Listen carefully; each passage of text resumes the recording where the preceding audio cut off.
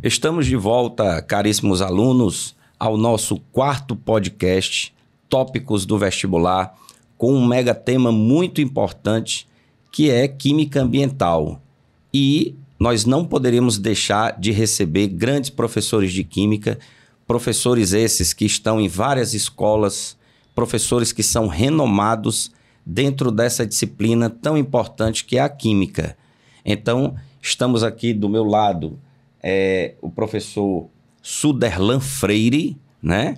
E aqui na frente o professor Tércio Araújo e o professor J. Façanha. Sejam bem-vindos ao nosso quarto podcast. Bom, e começando aqui com o professor Tércio Araújo. Se apresente, professor, diga onde você trabalha, quantos anos galera, no bem? Magistério? Paz, já tem aí pelo menos uns 10 anos aí nessa caminhada. Hoje em dia eu trabalho no Farias Brito, no Lourenço Filho, e estamos aí na luta para aprovar esses digníssimos alunos nesse vestibular, né? No Enem e na UES. Vamos seguindo firmes. Muito bem. Professor J. Façanha, especialista no vestibular da UES, né? Professor J, e aí, como é que você entende essa disciplina tão importante dentro das ciências da natureza? E aí, gente, tudo bem? Obrigado, Dani, primeiro pelo convite, cara. Muito bom estar aqui nesse ambiente aqui fantástico para a gente conversar sobre química, sobre biologia, sobre vestibular, né? Que inclusive o tópico de vestibular, parabéns pelo nome, fantástico, muito bom. E, cara, a química ambiental, ela tá presente em todo o vestibular, né? Qualquer vestibular que você vá se preparar, tem lá um tópicozinho dentro da ementa, química verde, química ambiental, vai estar muito presente, né? Seja ele o vestibular tradicional, como S, URCA, UVA, mas também no vestibular nacional, como o Enem. Exatamente. Esse termo, química ambiental, ele foi, digamos assim, cunhado lá na década de 90, né? 1994, pela Sociedade Brasileira de Química, e é um termo que faz bastante interdisciplinaridade, como você falou, com outras disciplinas. Total. Exato, tipo biologia, geografia, ecologia, toxicologia, enfim, né? É um tema, de fato, bastante importante. Do meu lado aqui, um professor que talvez tenha mais ou menos a quantidade de tempo de magistério que eu tenho, que é o professor Suderlan Freire. Diga lá, Suderlan. Muito obrigado, Dani, pelo convite, amigos. Obrigado pelo convite. Eu sou o professor Suderlan, sou professor de Química já há mais de 20 anos. Já a idade do teste. E vamos bater um papo sobre Química Ambiental, que é um assunto bastante importante para qualquer vestibular. Show de bola, show de bola. Bom, eu queria tocar inicialmente num assunto que, ao longo das décadas no nosso país, vem aumentando, né? Se você pegar, por exemplo, um tópico tipo o smog, né? O smog é uma junção das palavras smoke e fog, né? Então, é uma neblina de fumaça. Então, por conta da industrialização, por conta do crescimento das cidades, essa neblina de fumaça, ela afetou e afeta diversas cidades no mundo inteiro, né?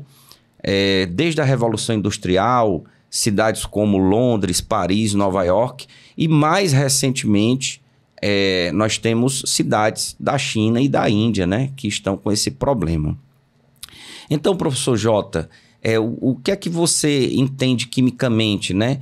As substâncias, me parece que tem muitos óxidos de nitrogênio que entram no processo, né? Exatamente. Cara, o smog, geralmente a gente chama de smog fotoquímico, né? Porque ocorre através da quebra de algumas moléculas pela ação da luz ultravioleta. Então, nós temos, por exemplo, o NO e o NO2, são óxidos de nitrogênio, né? Que, de maneira geral, a gente representa como NOx, porque pode ser NO1, né? Que é o NO, ou NO2, né? Então, nós temos aí esses óxidos como preponderantes no causador do smog fotoquímico.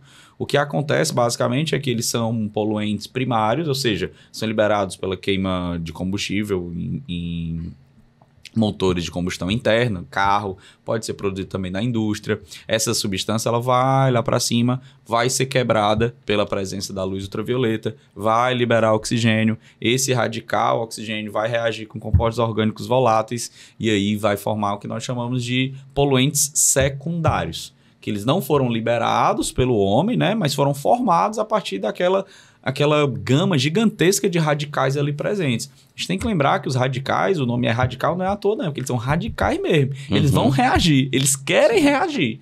Então, o objetivo é esse. O objetivo deles é reagir.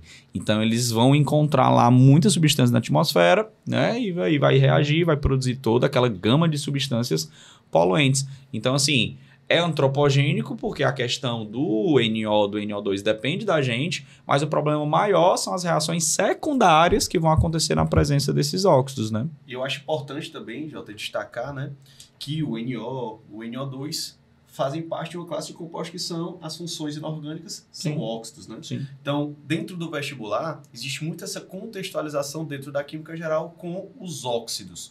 Os óxidos são os principais causadores, por exemplo, da chuva ácida. Sim. Só que no caso do NO, ele é um óxido indiferente. É neutro, né? Ele não vai reagir com nada. Mas já o NO2, ele vai reagir com a água e vai produzir o ácido nitroso, o ácido nítrico, que é um dos principais causadores da chuva ácida, mas o principal mesmo é o trióxido de enxofre. Isso, né? exatamente. Mas é muito importante, dentro do vestibular, você saber interdisciplinarizar, né? Você saber conversar com o que a gente vê na sala, dentro das funções inorgânicas, ácidos, bases. Tudo isso é muito importante para o vestibular. É muito importante que o aluno tenha essa análise crítica de pegar uma situação do meio ambiente, do natural, do que a gente está vendo na sociedade e jogar dentro do contexto químico, que a gente às vezes está ali na sala, decore isso, aprender aquilo, né? Então, muito importante salientar essa interdisciplinaridade com a biologia e com a parte de funções inorgânicas, né? Verdade. Inclusive, esses óxidos de nitrogênio, né? A gente comentou aqui no smog, comentamos também nas chuvas ácidas, eles também aparecem lá nos gases de efeito estufa, né? Sim. Também é um gás de efeito estufa, faz parte também do aquecimento global. E sobre ele, sobre esse aquecimento global, Suderlan, o que é que você tem a dizer? Será que os países que foram signatários, enfim, de vários acordos, vários encontros no mundo inteiro, desde a década de 90 até os dias de hoje, será que nós estamos no caminho certo ou ainda há muita coisa a ser feita? Ainda, na minha visão, ainda existem muitas melhorias a serem feitas no que diz a respeito à redução dos gases causadores do efeito estufa. Mas algumas ações são ações bem interessantes, né, Tess? Como a gente vinha conversando sobre o crédito de carbono, não é isso? Exatamente. Pode falar um pouco sobre o crédito de carbono? Cara, o crédito de carbono eu acho que é assim, uma das maiores revoluções, né? Porque o protocolo de Kyoto não conseguiu resolver o problema, porque as principais nações poluidoras, como China, Estados Unidos, China estava em crescimento, não assinou. Estados Unidos já poluía muito, então não vamos entrar nesse acordo. Então, viu-se que o protocolo de Kyoto não resolveu. E uma das saídas foi justamente criar os créditos de carbono. E o aluno tem que saber o que é isso. Crédito de carbono é um assunto super atual. O que são os créditos de carbono? Basicamente, uma empresa que polui muito, vai comprar créditos de carbono de uma empresa que vai ter ações para reduzir a poluição. O Brasil, hoje em dia, está ganhando muito com esse mercado, porque o nosso agronegócio, que é gigantesco, tem várias fazendas já fazendo ações para diminuir a emissão, tá, de gás carbônico, que é o principal causador do efeito estufa, e vende esses créditos para empresas. Por exemplo, o Elon Musk, né? Todo mundo fala do Elon Musk aí como um grande case de sucesso. Hoje a Tesla, ela não está ganhando tanto dinheiro com venda de carro. Por quê? A venda de carro, ela cresce e estabiliza. Mas uma coisa que nunca vai parar é a poluição. E ele está ganhando muito dinheiro. No passado, ele ganhou $200 milhões só com venda de crédito de carbono. Então, assim, é um assunto que você que vai fazer vestibular tem que saber disso. Você tem que estar antenado nessa situação. Plantio consciente, esqueci o termo, mas se faz muito o quê? Planta determinadas coisas no solo, né? Determinados legumes, alguma coisa, para fixar o carbono. Esse carbono vai ficar fixado durante mais tempo, né? Claro que ainda tem estudos, não sabe se esse carbono vai ficar lá muito tempo, se ele pode sair, mas o aluno tem que ter essa ideia, né? Da fixação do carbono, replantio. Rapaz, você olha para mim, eu sou novo, mas eu tenho uns costumes de velho, né? Eu acordo às vezes no domingo. A gente sabe. Eu acordo às vezes no domingo, aí eu vou assistir o quê? Globo Rural. Aí o Olha cara assim, aí, meu irmão, rapaz. pequenas empresas, grande negócio, não, eu vou assistir o Globo Rural, né? Sou um rapaz assim, depois eu compro um boi, alguma coisa assim do tipo, né? Mas no Globo Rural, cara, veio uma reportagem muito interessante. É uma empresa sucroalcooleira lá de São Paulo, né? Uma que produz álcool, etanol, tá, pessoal? No Brasil, inclusive, É que tu falou difícil, né? Né? Como é? Sucroalcooleira. Olha, Eu fiquei assim, aí... produção do nosso famoso álcool, né? A partir do açúcar, A né? partir do açúcar, pronto. Então, assim, essa empresa, ela fez desde a década de 60, né? Com os pais, ele percebeu que, meu irmão, tá acabando a água. Como é que a gente vai continuar produzindo aqui o álcool se não tem água? Porque gasta-se muita água para produzir o etanol, né? Então, eles começaram a replantar e tal. Com isso, começaram a surgir águas, nascentes dentro da fazenda. Criaram corredores ecológicos, que aí a gente já contextualiza com a biologia. Corredores ecológicos são muito importantes, porque você tem duas regiões, às vezes tem aqui um plantio de cana-de-açúcar. Meu irmão, o animal não vai sair de um canto e vai para o outro. Então, precisa ter o corredor ecológico para que o animal saia de um local e vá para o outro e conserve a biodiversidade daquele local, né? Exatamente. E, inclusive, essa indústria, com o passar do tempo, infelizmente, ela foi caindo, né?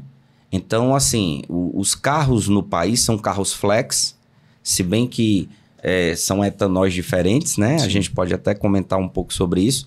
Mas, assim, essa indústria, ela está mais preocupada com a produção de açúcar, Sim. de sacarose, né? Exatamente. Que é um disacarídeo.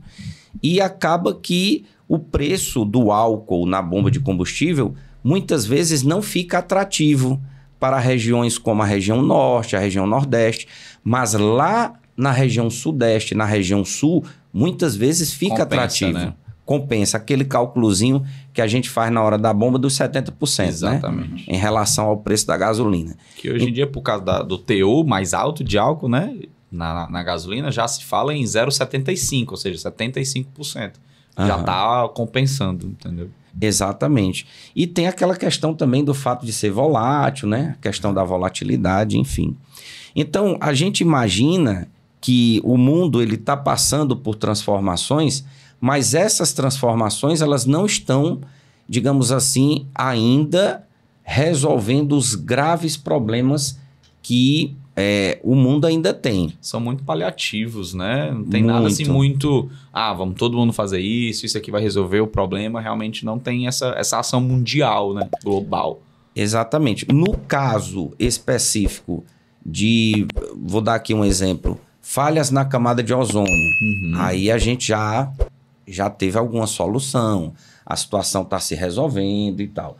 Mas no caso de aquecimento global, chuva ácida, smog, inversão térmica, a gente ainda tem muito a caminhar, não é verdade? Com certeza. Rapaz, a minha visão é que, infelizmente, nós, seres humanos, a gente só vai destruir o meio ambiente. O que é que a gente pode fazer, né? Quais são as nossas ações? A gente pode tentar reduzir essa destruição, essa degradação do meio ambiente. Mas você tem que prestar muita atenção, às vezes, no discurso. Por exemplo, hoje está muito na moda, vamos falar em carro elétrico, né? BYD aí, fazendo super sucesso, né?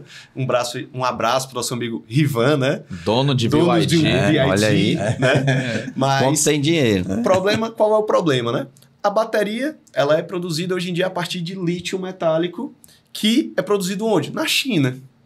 E o lítio, ele é produzido através da eletrólise de um sal que contém um lítio. A eletrólise muitas vezes ígnea, que gasta muita energia. Aí qual é o problema? Essa energia vem de onde? De usinas termoelétricas, que queimam carvão. Então, ou seja, né? A conta não fecha. A gente está trocando 6 por meia dúzia, porque eu estou deixando de emitir no carro, mas ao mesmo tempo está emitindo na produção da bateria. Então, essas ações sustentáveis, eu acho que essa palavra sustentabilidade, ela tem que estar presente na sociedade como um todo, e as indústrias tentando criar, né, o agronegócio, as indústrias tentando criar maneiras de atenuar aquela degradação ambiental. Mas assim, não ter nenhuma degradação, isso não não, existe. isso não existe, não. Infelizmente, É não utopia, existe. né? É utopia, não existe isso. Total. Utopia.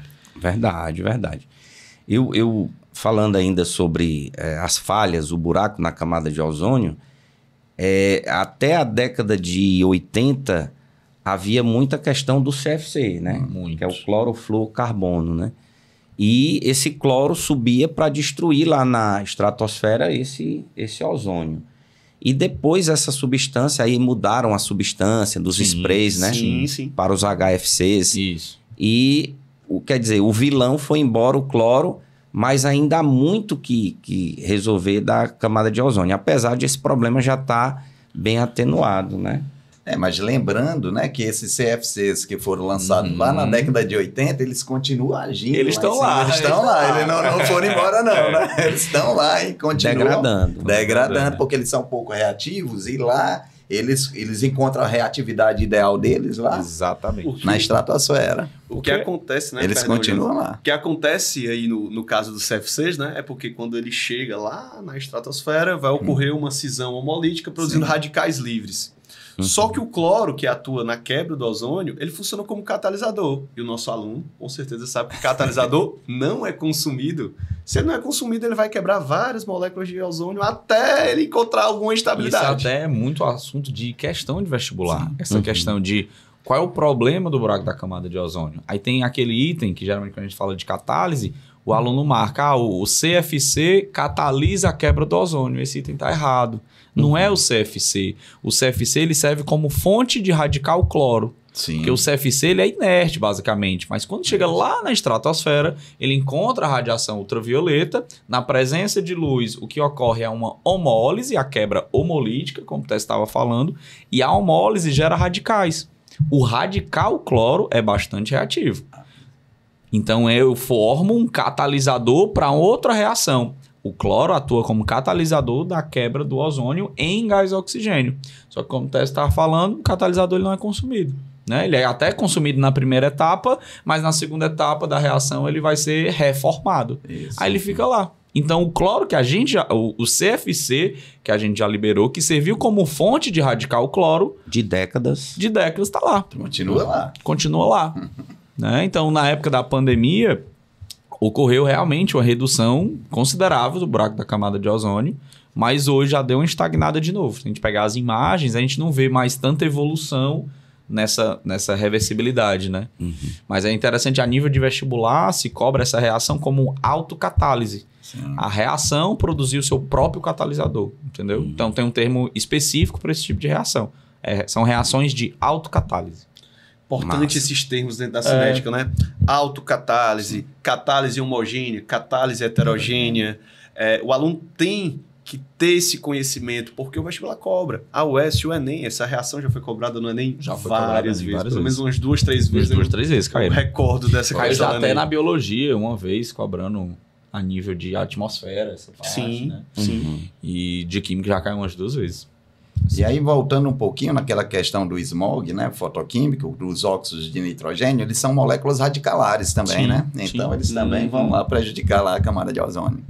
Verdade. E falando do ozônio e do smog, também tem um problema do ozônio troposférico, né? Sim, o ozônio sim, troposférico. Bem lembrado, bem lembrado. Porque o ozônio ele é bom na Isso, estratosfera. isso. A gente Bem precisa lembrado. do ozônio, mas o ozônio na estratosfera. Para filtrar a radiação Exatamente. ultravioleta nociva Bem da lembrado, saúde. bem lembrado. Aí o ozônio troposférico, cara, ele é formado, como o próprio nome diz, na troposfera. Aí ele acaba prejudicando o sistema todo. Já estava ruim por conta dos óxidos de nitrogênio. Aí vem o ozônio, que é um cara que também que libera facilmente oxigênio, aí pronto. Aí forma radical oxigênio, que a gente chama na química orgânica de oxigênio nascente. Né? Aí esse oxigênio nascente está ali para oxidar quem tiver ali presente. Composto orgânico oxida com facilidade. E aí pronto. Você Aí, tem meu noção filho, como o ele cenário tá montado. Para você ter noção como ele é oxidante, que ele é utilizado em filtros super zoom, sim, porque sim, ele sim, é sim. muito oxidante, mata os micro-organismos, então o ozônio aí ele é muito prejudicial na troposfera. É prejudicial até na produção de fake news, né? Porque o que apareceu de fake news em relação ao ozônio, meu irmão, Verdade. via retal até... Mas é importante, cara, também destacar o termo química verde. Uhum. Porque às vezes o aluno ele tem a impressão que química verde é a química, vamos É fazer... sinônimo de química ambiental, né? Química ambiental. E não é. E outra, química verde, são processos que não vão causar problemas. Cara, isso aí também o aluno não pode errar esse vestibular. Porque, por exemplo, vou dar o exemplo do plástico. Existe o plástico convencional, que é um subproduto, vem do petróleo, entre aspas, porque é do eteno, né? Vira petróleo. Já o plástico verde, ele é produzido a partir do etanol. Qual é a vantagem disso? Porque o petróleo ele é um combustível, ele é uma fonte não renovável, enquanto o etanol, né, a cana-de-açúcar, é renovável. Então, na verdade, nós não estamos jogando aquele carbono do petróleo de volta para o ciclo do carbono, e sim reaproveitando o carbono que está aqui. Já está na superfície mesmo, né? Exatamente, essa é a vantagem. Mas não deixa de poluir. O plástico verde, ele é o mesmo plástico convencional. Dentro da química ambiental, a gente tem um dos braços, é a química verde. Aí a gente vai falar sobre os problemas relacionados à produção dessas substâncias. O plástico que vem do petróleo e o plástico verde, molecularmente, é a mesma coisa. Não é porque ele veio da cana-de-açúcar que ele vai ser biodegradável. A questão de ser biodegradável depende da molécula em si. Mas se eu pegar, por exemplo, o plástico verde, o polietileno verde, é a mesma molécula, a mesma estrutura do polietileno que veio do petróleo. Então a gente tem que separar as coisas, né? Inclusive o Enem já cobrou isso. Plástico verde é uma coisa, plástico biodegradável é outra. Bem verdade que um plástico biodegradável mais facilmente vem de um plástico verde, né? Mas são classificações aí diferentes. Né? Não confundir a origem, né, da substância com a degradação dela no ambiente. Sim. A gente tem plásticos que vêm do petróleo que dá para fazer ele ser biodegradável. Então, a nível de Enem, ele já cobrou essa diferença de termos. O verde é o biodegradável, todo verde é biodegradável? E a resposta é não. E também a questão de se é um plástico verde não causa problema ambiental. Exatamente. Ele adora cobrar esse tipo de coisa. Exatamente, Então esse selo verde faz com que aquilo não cause problema ambiental algum. Não é bem assim. É uma inverdade, para não dizer mentira, né? Beleza. Eu estava pensando aqui em duas coisas, sabe? A primeira coisa que as pessoas, elas não sabem destinar, né? Dar destino a os produtos, tipo... Resíduos, né? Resíduos. Acho que eu acredito que é o maior problema da humanidade é resíduo, cara. Exato. Tipo, pilha, bateria. Sim. Quem é que devolve para a instituição que está vendendo, né? A empresa que está vendendo, tipo um supermercado, né? Outra coisa que eu estava pensando é que a gente vê, por exemplo, o Japão, né? O Japão, os japoneses, quando vão para as Olimpíadas ou para uma Copa do Mundo, ali acaba aquela partida, aquela competição, eles estão limpando o seu próprio resíduo, o ambiente, né? Inclusive até resíduos de outras pessoas. Mas lá no Japão, eu não sei se as pessoas sabem, o consumo é muito alto de produtos industrializados. Então, já pensou se o mundo inteiro consumisse como o Japão consome, nós precisaríamos de 7 planetas. Tá entendendo? Nós precisaríamos de 7 planetas. Então, a gente sempre vê o ônus e o bônus, né? Os prós e os contras das coisas. Mas, no que diz respeito a isso, a esses resíduos, né, que ficam no ambiente, tipo pilha e bateria, o que é que vocês pensam a respeito? É um problema bem complicado, né? Porque está bem associado também o progresso, né? A vida da pessoa vai gerar resíduos. E aí a destinação desses resíduos é que é o grande quê da questão, né? Cara, quando fala do Japão, né? Que você deu o exemplo questão do Japão. De cultura, né? O Japão, cara, ele é fantástico no tratamento de lixo. Quem aí tiver curiosidade pode pesquisar também. Lá no Japão, como é que o lixo é tratado? Olha como eles têm uma visão social e econômica do lixo. Primeiro que lá tem várias usinas que separam o lixo do que é reciclável e do que não é reciclável. A triagem, né? Isso. Esse lixo reciclável vai para os centros de distribuição, onde ele vai ser revendido, o que gera renda. E aquilo que não é reciclável é queimado. Mas queimado vai... Não, eles produziram, cara, vários filtros. E esses filtros, eles conseguem filtrar até 99% do que é emitido. Ah, e o que sobra desse resíduo? Eles pegam o que sobra desse resíduo e fazem asfalto. Aí olha que interessante. Ao lado dessa... nível de aproveitamento gigantesco. Não, a cada 100 quilos de lixo que é produzido no Japão, 99 é reaproveitado. E outra, ainda tem uma questão. Por que eu falei social? Ao lado dessas usinas, ainda tem centros sociais. Porque a gente sabe que a sociedade japonesa é uma sociedade velha, porque não é etarismo a palavra correta, mas a sociedade envelheceu. Existe muito idoso no Japão. Faixa etária alta. A faixa etária é muito alta. Então, o que é que acontece? Eles colocam centros de convivência onde lá tem massagem, esporte, banho quente, várias coisas para o idoso. E de onde é que vem esse dinheiro? Do que é produzido na usina. Então, olha como eles têm uma visão não só ecológica, mas também social do lixo. Aquele lixo que foi produzido por todos serve para ajudar o idoso que está na sociedade. Dar dignidade àquele idoso. Então, assim, o Japão é um case de sucesso, na minha opinião, quando se fala em tratamento de lixo. Uhum. Cara, e um problema super associado a justamente o resíduo de pilha e bateria são os metais, né? A mineração, ela polui muito. Então, esse minério, esse metal que está ali dentro da pilha, ele seria muito bem aproveitado. Só que o processo é muito complexo. É muito complexo. E tem a questão cultural do brasileiro não destinar a pilha para o canto certo. Né? Hoje a gente vê em supermercados, pontos de coleta, mas eu particularmente não lembro de ter visto uma pessoa chegar no supermercado e botar a pilha ali. A gente vê o local, a gente sabe hoje onde tem, mas a cultura ainda é muito fraca nessa consciência de destinar pilhas e baterias naqueles devidos lugares. Linkando, Jota, com o vestibular, pode falar um pouco também da questão desses metais pesados que existem às vezes nas pilhas, né? Que inclusive é uma polêmica dentro da química, hoje chamar de metal pesado. Hoje é uma polêmica na química. Por que, Jotinha? Porque, cara, tem alguns, como é que eu posso dizer? Alguns órgãos que evitam usar o nome metal pesado. Porque o nome metal pesado, o que é que você imagina? É um metal que tem elevada massa molar, né? Uhum. Mas existem metais que são leves. E são considerados metal pesado. Então, hoje, aí o PAC, ela pede para não usar alguns termos. Ela tem algumas sugestões. Por exemplo, ligação dativa não pode mais usar, ligação coordenada. Então, o termo metal pesado é um termo que está meio que saindo dos vestibulares, porque ele leva o aluno a entender que tem que ser alguém de massa elevada. E muitas vezes não é.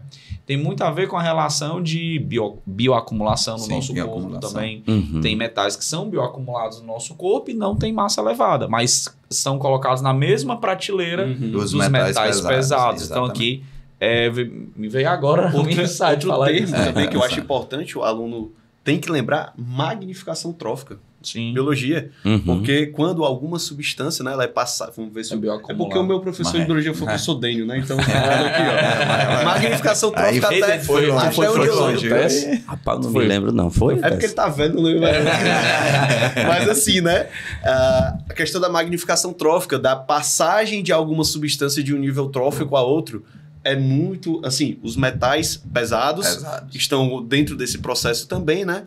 E o Enem gosta muito de contextualizar isso com o quê? Interações intermoleculares, substâncias apolares. Porque a substância apolar se liga com... Ela é lipossolúvel, hidrofóbica, lipossolúvel. Então ela vai se ligar aos tecidos gordurosos do corpo e aí ela vai passando ao nível trófico a outro. O peixinho vai acumular no peixinho, vai passando. Os organoclorados, que são muitas vezes utilizados como pesticidas, estão dentro dessa gama de substâncias que sofrem magnificação trófica, bioacumulação, todo esse processo, né? Verdade. Então, voltando um pouco para pilha e bateria, acho que o problema todo é a cultura de aproveitar aquilo ali, de aproveitar aquele material. E tem muito material para ser aproveitado.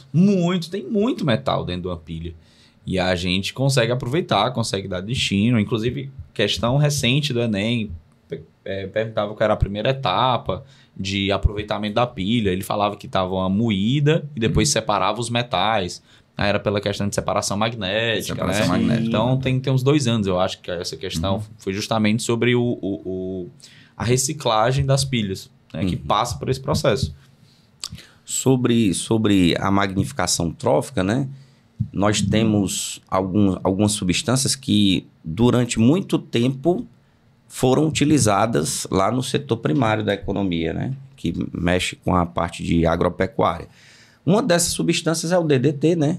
Que é o diclorodifeniltricloretano, que, como o Tesso bem falou, vai se acumulando ao longo da cadeia alimentar. Então, vai passando ali nos níveis tróficos e o cálculo que eles fazem em ppm, né? Partes por milhão. Exato. Aí já entra no assunto de concentração de soluções. Exato.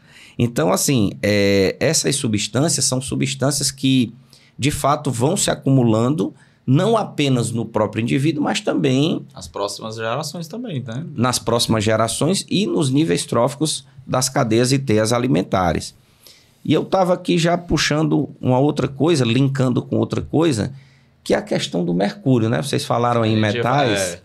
Esse mercúrio que é utilizado como amálgama, né? Para fazer a amálgama e visualizar o ouro que está no cascalho ali dos rios de aluvião.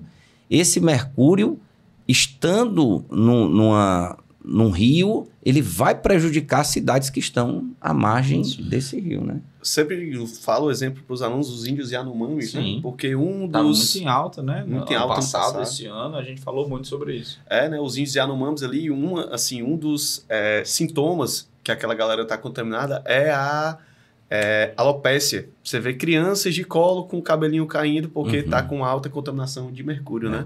E, assim, é importante destacar, isso aí já entra no Enem na parte de separação de misturas. Então, quando você coloca ali o mercúrio, na verdade, ele é metal líquido. Então, ele vai dissolver o ouro presente ali nas pedrinhas, em alguma coisa, e vai formar a amálgama, que é uma liga metálica mais densa. Aí facilita a levigação, que é o processo de separação. Então, muito importante que o aluno que vai prestar Enem, o S, ele tem que ter essa ideia.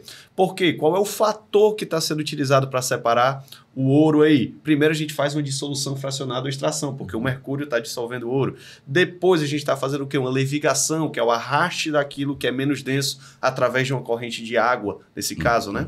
Então, é muito importante que o aluno saiba fazer esse link com, por exemplo, as separações de mistura, né? Exato. E essa contaminação toda do mercúrio, ela ocorre na etapa de vaporização, né? Porque a gente vai usar o mercúrio para solubilizar o ouro, mas depois a gente vai querer tirar o mercúrio. Aquecer, né? A gente vai aquecer aquela mistura, aquele amálgama formado.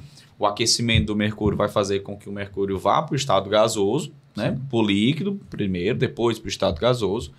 E aí é justamente nessa vaporização, nessa ebulição, que vai ter contaminação. A contaminação acontece. Porque aí, se não for num sistema fechado, aquele vapor vai ser espalhado e aonde ele encontrar uma superfície fria, ele vai retornar para o estado líquido e aí vai se bioacumular no organismo que estiver ali perto. Então, é justamente um desses grandes problemas das minas ilegais, né? Eles não têm controle de uso de mercúrio. Não existe um reciclo do mercúrio.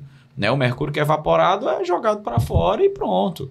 Agora, dentro da produção legal, a mina legal de ouro, geralmente aquele mercúrio ele vai ser evaporado, vai ser resgatado e aquele mercúrio não sai dali.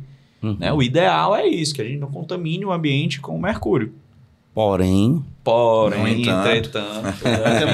Também agora que você, com a sua fala, eu também lembrei uma questão, né? Às vezes o aluno pode achar que a água está contaminada, mas lembrando que os metais, eles não têm solubilidade. Isso. Metal, na fase metálica, ele não tem solubilidade de água. O que causa um problema ambiental é o vapor de mercúrio. Então, isso é importante porque eu nem gosto de cobrar esse tipo de detalhe. E, às vezes, o mercúrio é um elemento químico que tem capacidade de se ligar a compostos orgânicos. Aí ele se liga... Formando compostos estáveis, né? Isso, forma compostos estáveis com mercúrio. Aí esse composto orgânico a gente... Né, dificilmente a gente absorve só o mercúrio. Né? O átomo de mercúrio a gente absorve. O mercúrio, às vezes, se associa a compostos orgânicos, a gente ali se alimentando, né? Bebendo água contaminada. Com esses compostos orgânicos contendo mercúrio, tem também nossa contaminação. Show de bola, show de bola. Tem outro detalhe também, o nosso país já está há alguns anos sem os termômetros de mercúrio, os termômetros clínicos, né? Sim. apenas os digitais, não é verdade? Que, não sei você, irmão, nunca comprei um digital que preste. Assim. Todos são... Eu vou medir aqui e ver se eu tô com febre 35. Rapaz, como é que Dá pode? nem pra ter uma febre, né, hoje? A 35... febre truando. A febre do ano aí, 35,7. Já vê isso. É complicado. A época do Mercúrio era melhor, né? Mas não podia era quebrar, né? É. E se quebrasse, meu amigo. Aí Lá vai o menino mexendo com o Mercúrio, ó. Brincando. Pegando assim, Cara, ó.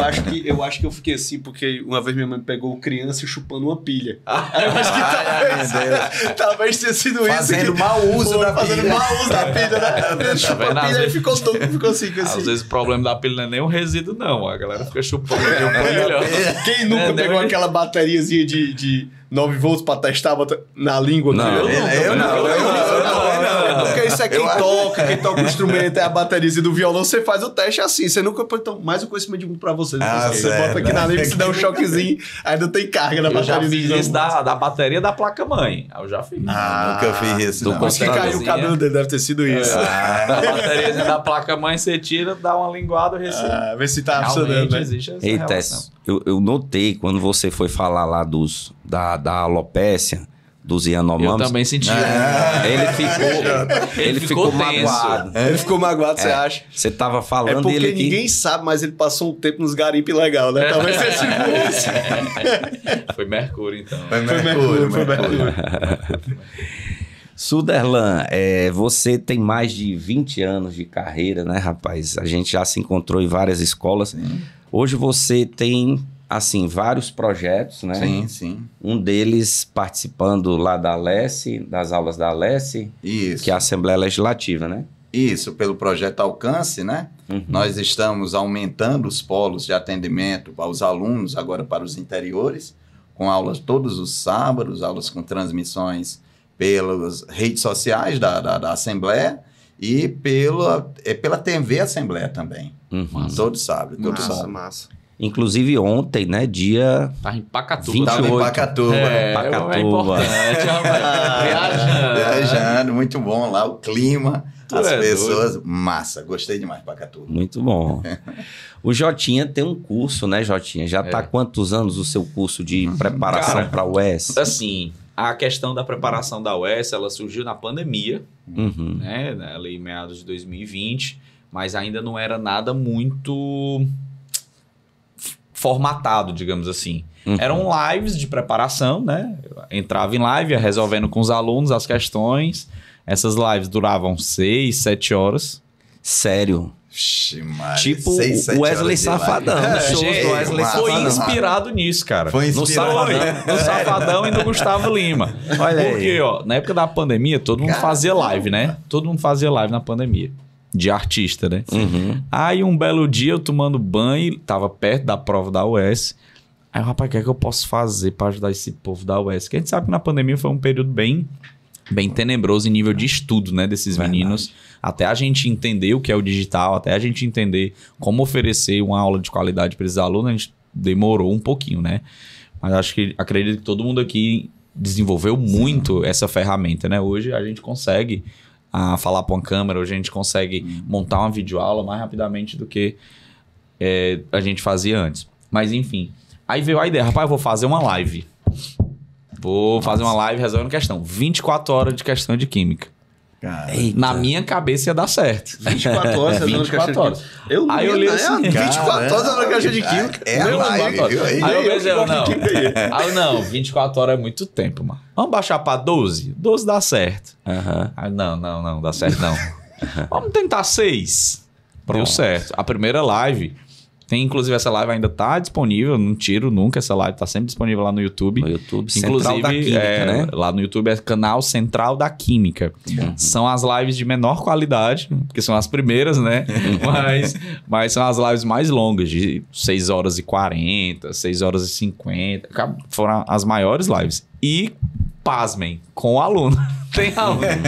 Teve Foi aluno massa. que assistiu a live todinha, do início ao fim. início ao fim. Eu Aí, sempre... guerreiro. Não, artista, né, irmão? Guerreiro. A gente chamava os inimigos do fim, né? Porque na época era muito perto da prova da UES, então a gente tinha que produzir muito conteúdo em pouco tempo. Então, na pandemia, né? A gente tava com muito tempo. Aí eu vou ficar por aqui. Eu tô aqui, vou ficar resolvendo questão. Começava 6 horas da noite, 8 horas da noite e até de madrugada. Resolvendo questão. Aí eu fui pegando gosto pela prova da UES, fui pegando... vendo que existia padrão, né? Existia padrão de questão, existia padrão de resolução, existia padrão de conteúdo a ser cobrado. E pensei, rapaz, dá pra gente montar um negocinho aqui interessante. E aí, ano passado foi a minha primeira turma. A minha primeira turma foi pro vestibular de 2023.2, que foi do meio do ano de 2023, né? Foi minha primeira turma.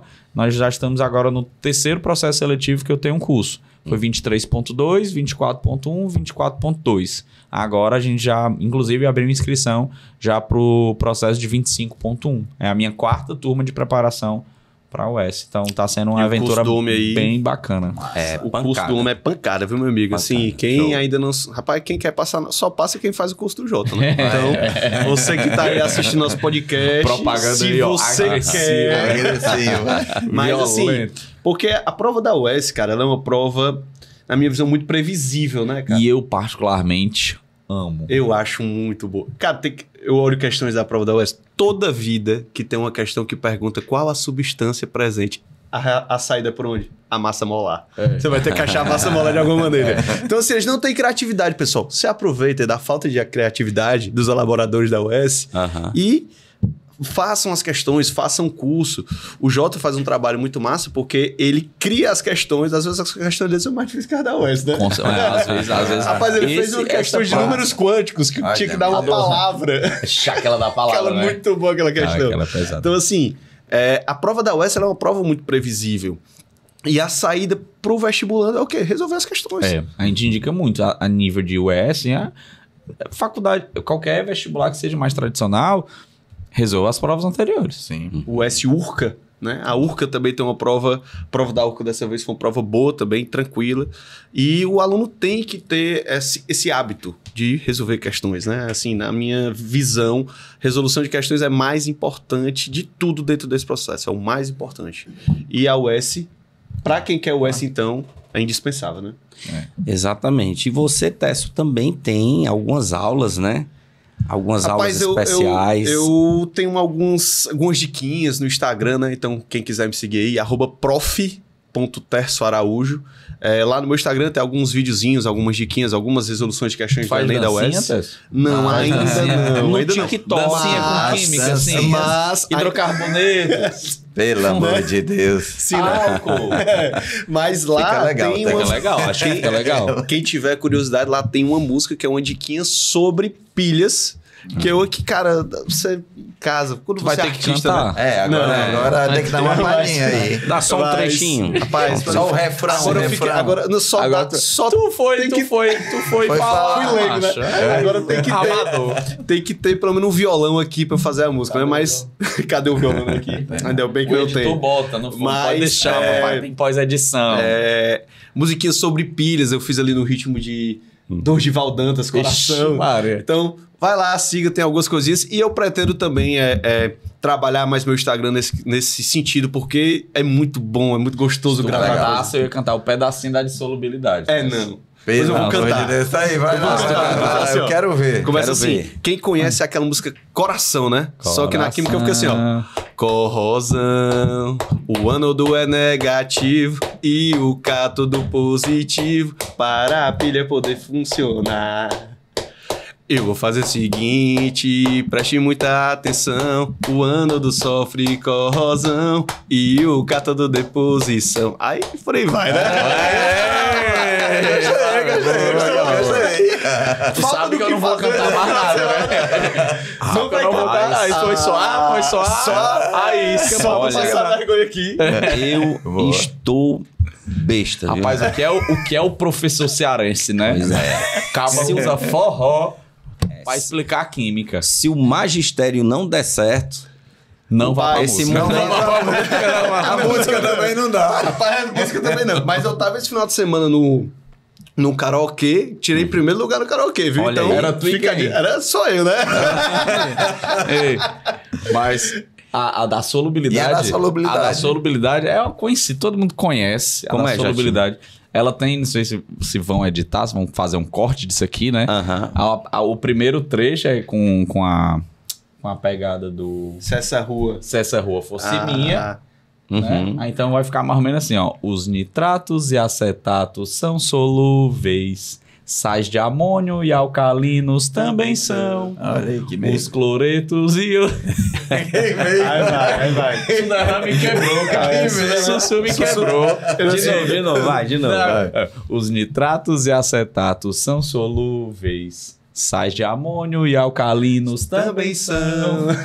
Os Puta, Os sulfatos, os sulfetos e aletos Pronto, olha aí. são os sais que E por nos aí dão vai. as exceções. Aí vai, né? Aí vai. Boa. Aí, ó. Obrigado. Só artista, só artista. Só artista. Lembrando que essas besteirinhas, né? Esses Sim. bizus, é mais pra você descontrair e aprender aquilo ali de uma maneira mais rápida. E tanto a parte de pilha, esse funcionamento, como a de solubilidade, às vezes te salva de uma questãozinha, né? Rapaz, Com salva certeza. demais. Tremei. O Xandão tinha uma dica, cara, que o Xandão foi realmente meu professor no ensino médio, o Daniel não, tá, pessoal? Era brincadeirinha, era zoeirinha. fake news. Professor Pelezinha do Alexandre Bebê Johnson. Lima foi meu professor no ensino médio, ele me deu uma dica maravilhosa que eu uso até hoje, que é ano certo para recuperar, né? O ano do negativo de ocorre a oxidação, cato do positivo de ocorre a redução. Meu irmão, isso aí salva. Tem aluno que diz assim, Tess, eu tatuei, foi no braço, só pra não esquecer. Mas essas paródias são interessantes e gostaria de dizer o seguinte, ó. Tremei, Braulio Bessa e Tiro Lipa. Ei, mas tem uma outra paródia aí, que a gente já ouviu. Eu não Aquela tô- da Ivete Sangalo, como é? Mas não lembro essa. Assim, ó, bebê, é o Dênio que tá no comando. ensinando. É o Dênio macetando, rapaz. Legal, tá pensando legal. o quê? Sabe que eu não vi Eu esse vídeo. não vi, perdi. Mas o melhor é a interpretação. É o Dênio ensinando assim. Com essa empolgação não é toda. empolgação toda. Que Ivete Sangalo ia ficar homenageado ali. Pra você ver o que Verdade. nós, professores, fazemos por esses alunos, né, cara? Sim, com Cada certeza. É vergonha que a gente teatro, passa.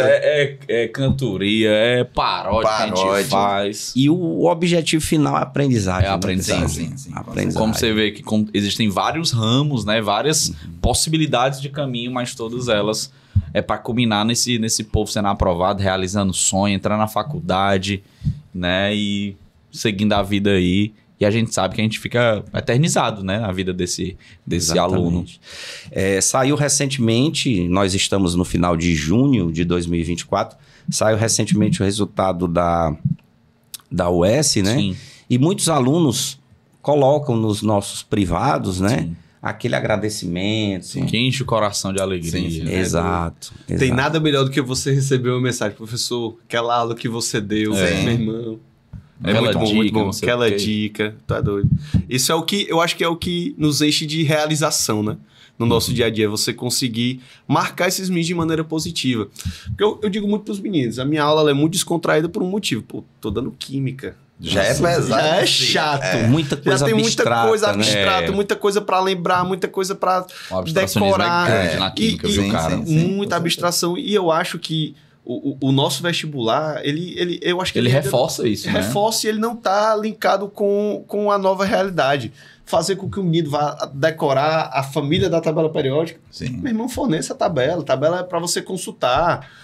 Então, são coisas que ainda fazem a gente ter uma educação dos anos 70, às vezes de lembrar determinadas coisas. Bancária. Bancária, aquele sim. negócio que Educação hoje em dia o mundo bancária. mudou, né, cara? E o vestibular também tem que mudar, a escola tem que mudar, mas realizar o sonho desses meninos eu acho que é a nossa gasolina, né? É o nosso combustível diário. A gente tá falando de química verdade. ambiental, Tess. Vamos dizer assim, É, é o nosso hidrogênio verde. Nosso hidrogênio verde. Olha, já puxei o gancho, ó. Pra falar de hidrogênio Gasolina verde. não, rapaz. é Gasolina derivado de não. gás, Realmente, a gente não tocou A gente nesse não assunto tocou nesse de assunto. hidrogênio verde. É um absurdo. Professor Suderlan. Vai, o hidrogênio. Hidrogênio verde, a gente tava conversando do hidrogênio verde, né? E esquecemos de falar. Esqueci de falar. Último tópico, hidrogênio tópico, verde, pra gente hidrogênio verde. fechar com Pronto. química ambiental. Bora. Pronto, vai. Pois Arrocha. bora. Mas Ele é aqui- verde mesmo, é? Rapaz, Ele não- é- rapaz, Vamos lá. não sei. Será que... Será que é verde? Vamos Será que esperar, é mas verde? o pessoal já aprendeu que nem tudo que é verde não causa impacto ambiental. Mas no caso do hidrogênio verde, cara, é uma atitude muito bacana. Por quê?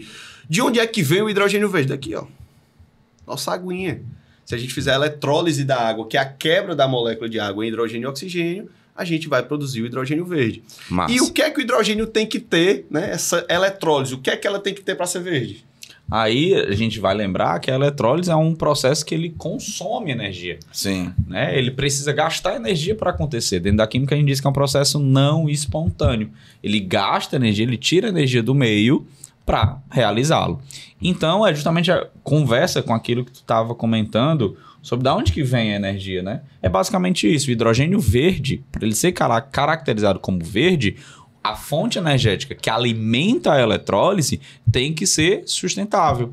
Tem que vir da eólica, tem que vir da solar, tem que vir da maré motriz, né? Exato. Então, assim, não adianta nada eu quebrar a água, formar hidrogênio, se para quebrar a água eu estou usando energia de uma termoelétrica. E é justamente isso que categoriza a cor do hidrogênio. Não existe só o hidrogênio verde. Existe o hidrogênio azul, existe hidrogênio negro, existe hidrogênio cinza, existe hidrogênio turquesa. Então, a cor desse hidrogênio, que na verdade a molécula não tem cor, nenhuma molécula Classificação, tem cor. Né? Algumas moléculas, né, quando sofrem excitação, vão representar uma cor. Mas assim, quando a gente enxerga, né, se fosse possível, hoje a gente tem um microscópio que enxergasse a molécula da água, ela não teria cor nenhuma. Sim. Agora, as interações entre essas moléculas vai causar, a verdade vai chegar no nosso olho e vai ter a informação da cor, né?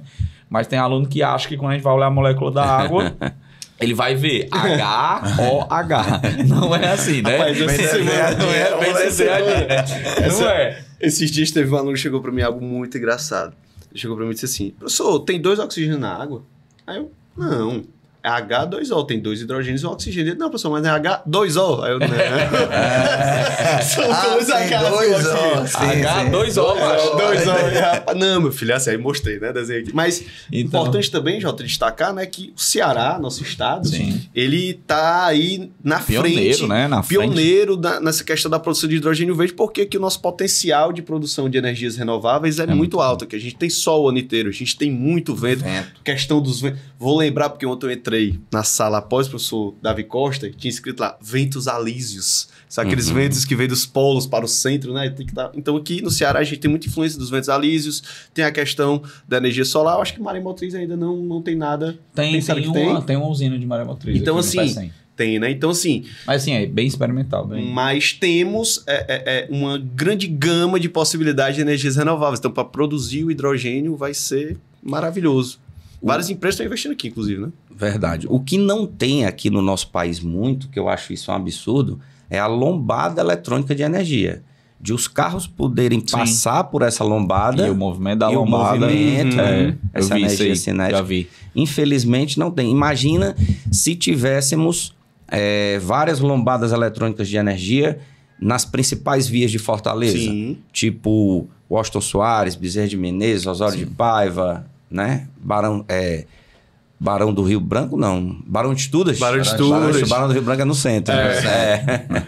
Tem que tomar cuidado só Morena. onde botar essa lombada, né? Porque Fortaleza tá meio perigoso, né? Se tiver que diminuir Sim. muito a velocidade. Outra coisa que a gente pode destacar também, né? É a questão do hidrogênio verde, que tem os carros agora movidos a hidrogênio, né? Uhum. A Toyota lançou um carro que é movido a hidrogênio. Que é o maior desafio, né, cara? Muito, muito desafiador, porque o hidrogênio, por ser uma molécula muito pequena, Armazenar, né? para armazenar é difícil, e também qualquer microfissura ele pode sair, pode vazar, e ele é causar um acidente. Então é bem complexo, né? Por isso que o hidrogênio verde, né? É importante a gente lembrar. O hidrogênio verde, a ideia dele não é usar o hidrogênio como combustível nos carros diretamente. A ideia principal dele não é essa. Não é ter um posto de hidrogênio verde.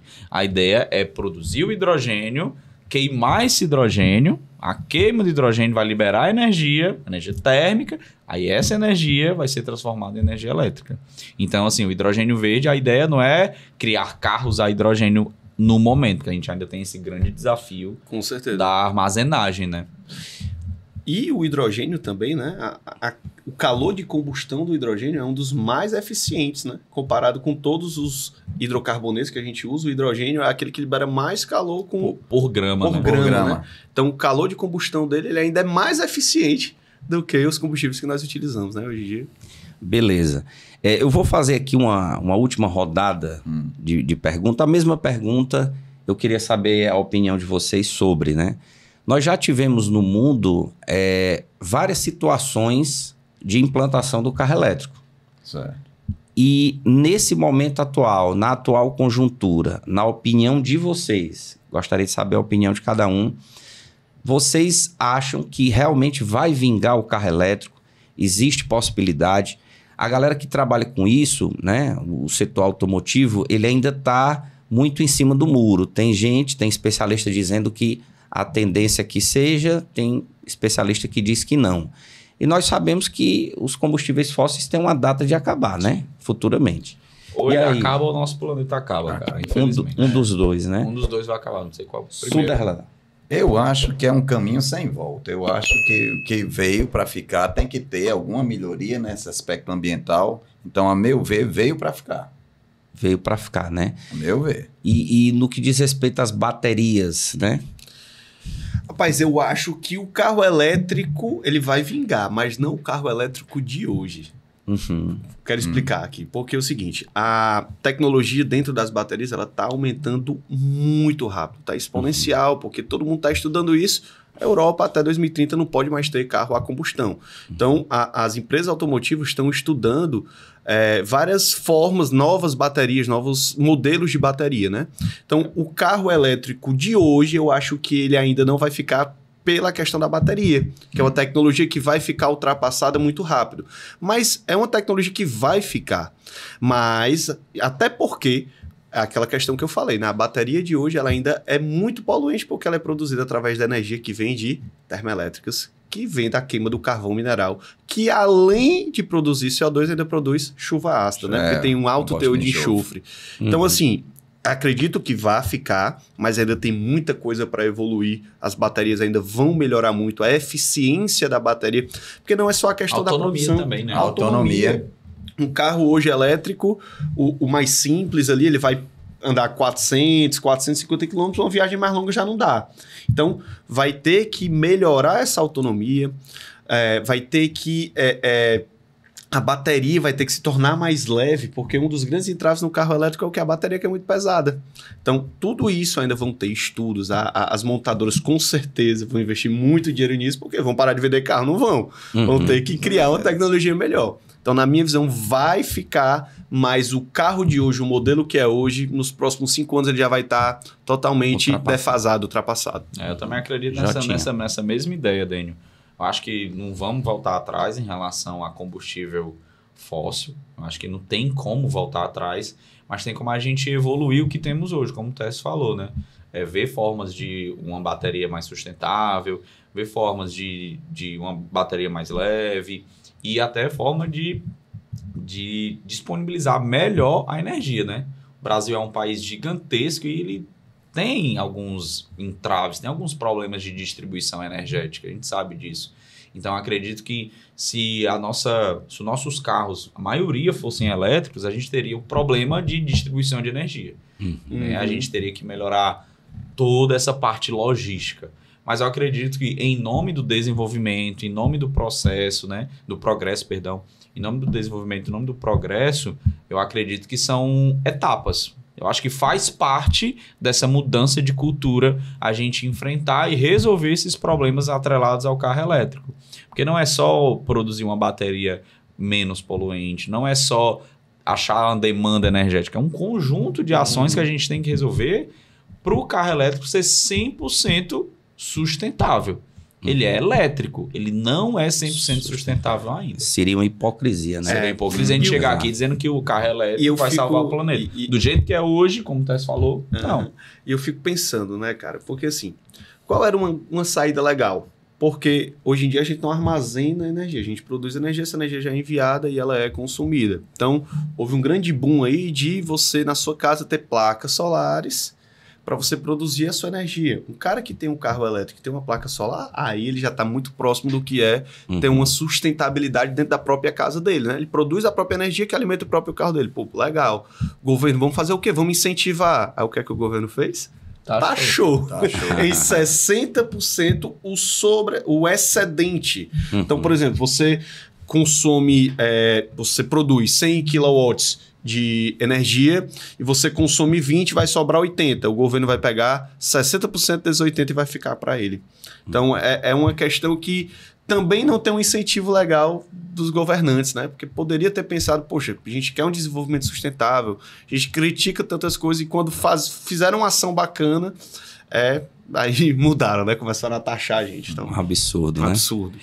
Queridos, estamos aqui no final do nosso podcast. Passou ligeiro, né? Sabe demais. demais. Foi uma conversa boa, né? Esse banho de química que nós tivemos aqui. E pedir a vocês a mensagem final. Professor Suderlan Freire, diga aí a sua mensagem aos vestibulandos. Eu queria agradecer mais uma vez o convite, né? E dizer para você que está se preparando, acompanhe sempre o podcast aqui do Dênio, que você vai se preparar, vai ter boas informações. E me siga também no Instagram, tem umas diquinhas lá também. É isso aí. Qual é o Instagram, Sussu? É Prof. Suderlan. Prof. Suderlan. Top. Muito bem. Acompanhe, Jotinha. gente. Galera, é isso, né? Mais uma vez, obrigado, Dênio, pelo convite, né? Tá aqui nessa mesa recheada de muito conhecimento, de amigos, de colegas aqui de profissão. É sempre muito importante a gente cultivar essas relações, né? A gente sabe que juntos somos mais fortes, Com né? certeza. E aí, pra galera, vocês alunos, excelente preparação. Agora já também estando de férias, né? Sim. Curta um pouquinho suas férias, mas também não pare 100%. É importante. Você tem algo muito, muito valioso no final do ano, que são vários vestibulares. Então, não use um mês para você ficar estagnado, não. Aprenda a equilíbrio, né? Uhum. Aprenda a se equilibrar, né? Me siga aí também no Instagram, @JOTA_facanha. E aí você vai estar vendo muitas dicas interessantes. E é isso. E também Professor Terço. queria agradecer aqui ao professor Dênio pelo convite. Foi uma experiência muito massa. E para os alunos, tá? Quero dizer que estaremos juntos aí até o final do ano. Só solta a sua mãozinha dentro da universidade, viu, pessoal? Então, tamo junto aqui, tá? Também siga meu Instagram, @prof.terçaraújo. Vou tentar, no final do ano, não prometo, mas vou tentar ficar lançando algumas diquinhas ali até a prova do Enem. Promete sim. Vou prometer. Tá prometido, então. Tá prometido. Eu não queria, mas vou prometer. Então, obrigado aí, Dênio, por tudo. Foi muito massa essa experiência. E para você que vai prestar o vestibular, pode contar com a gente sempre nas nossas redes sociais. Quanta dúvida que a gente tira desses meninos, né, macho? Sim, Então, com certeza. estamos aqui juntos com vocês, pessoal. Valeu. Show de bola. Agradeço a todos a audiência, os caríssimos alunos que nos seguem lá no Tópicos do Vestibular, o canal que está falando sobre diversos assuntos e hoje um tema que foi excelente aqui, trabalhado por esses grandes mestres, que foi a Química Ambiental. Até a próxima e um forte abraço.